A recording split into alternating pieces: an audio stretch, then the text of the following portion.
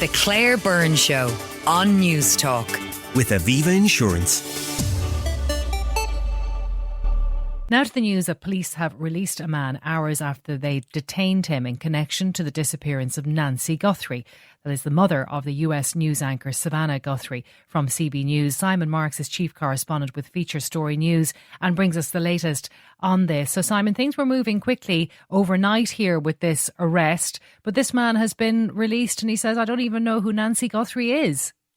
Yes, and says that he hopes that she's found safely, but that he had nothing to do with her disappearance. I mean, there was a flurry of activity, Claire, over the last 15, 16 hours, because, of course, yesterday we saw for the first time, and this was on day 10, of Nancy Guthrie's disappearance, video footage, 44 seconds of it, black and white, caught on the doorbell camera that the attacker appears to have disabled. And in fact, in that 44 seconds of silent footage, you see this masked, gloved man wearing a backpack, appearing to be carrying a pistol, going about the business of inspecting that camera. And at one point, he goes and gathers some plants from the front garden and tries to use them to obscure the vision that the camera has of the front porch.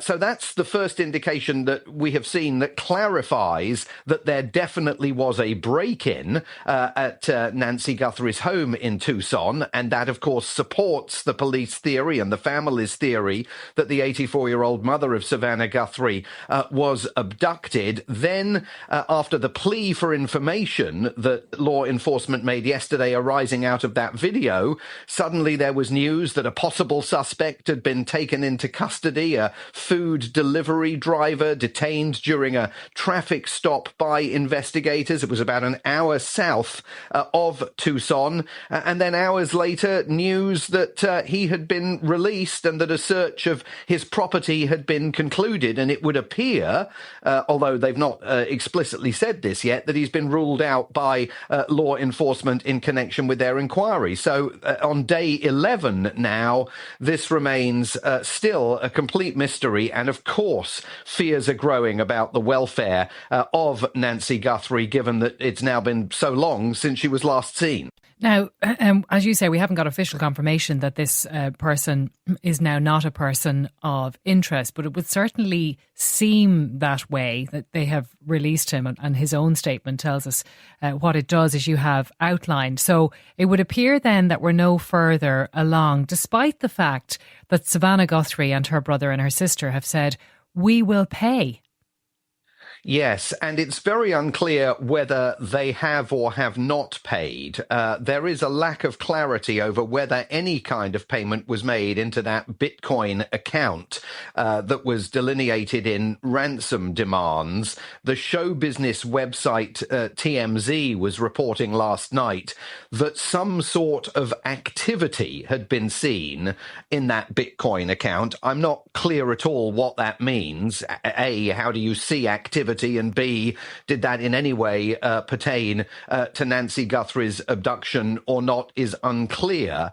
But I think that in that most recent video message from Savannah Guthrie herself, it became clear that the family was beginning, I think, to lose hope. I mean, she described the family as confronting the desperation hour, calling on people all over the United States to examine their own neighborhoods for anything strange that they might have observed and report it to law enforcement. And that certainly gave the impression that there didn't appear to be any rock-solid leads that investigators were pursuing in Tucson, unless, of course, this is all a psychological opportunity designed to make the abductor feel as though the scope of the investigation is being widened. But certainly, lack of clarity about whether the ransom notes that were received were in any way verified as being connected to the abduction of Nancy Guthrie or not. Now,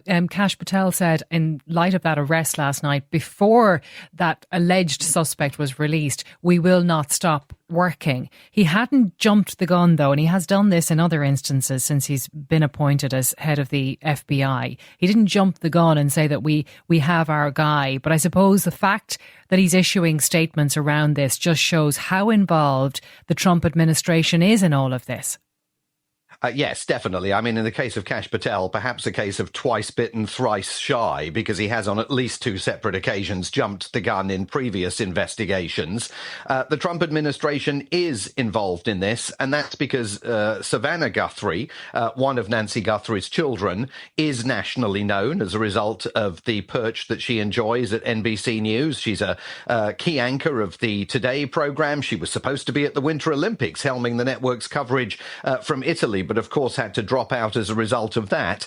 And she has had at least one conversation that we know of with President Trump, who is also acquainted with Savannah Guthrie because she anchored a town hall gathering on television featuring President Trump during the 2024 presidential election. So her national prominence is definitely resulting in considerable federal government interest in this case. There are, however, questions about whether the federal authorities should not have been brought into this investigation earlier by the local law enforcement in Arizona. And even the sheriff heading up the initial investigation has conceded that perhaps the delay in getting federal law enforcement resources flooded to Tucson has not exactly helped this investigation. Now, the full force of those federal resources is being brought to bear.